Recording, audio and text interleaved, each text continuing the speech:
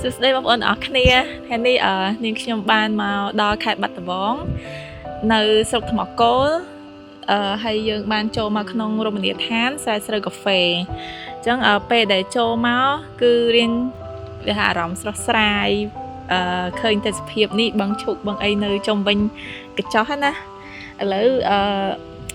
នាងខ្ញុំចាំភ្លក់មុខម្ហូបនៅស្រែស្រូវកាហ្វេអូនេះម្ហូបគេលើកមកហើយគឺបានមួយមុខសិនយើងក៏មកពីរមុខសាមុនភ្លាសាមុនណាសាមុនអ៊ុយតំណង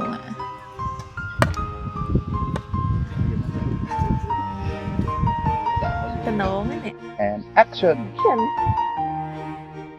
នេះបងប្អូនភ្លាសាមុននៅស្រែស្រូវកាហ្វេទៅដាក់សាមុនតែកដាថ្ងៃទៅភ្លាសាមុនដាក់មួយខ្ទឹមពូនទៅអ៊ុយងាត់ដៃ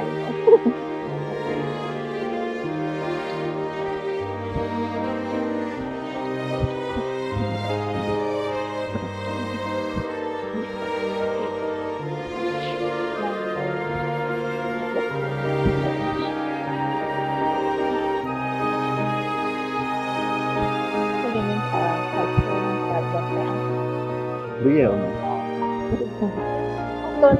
អូនេះជូតយើងភ្លក់នេះភ្លក់កញ្ញានៅសួនរៀបឥឡូវយើងមកភ្លក់នៅក្នុងទឹកដៃបាត់ដំបង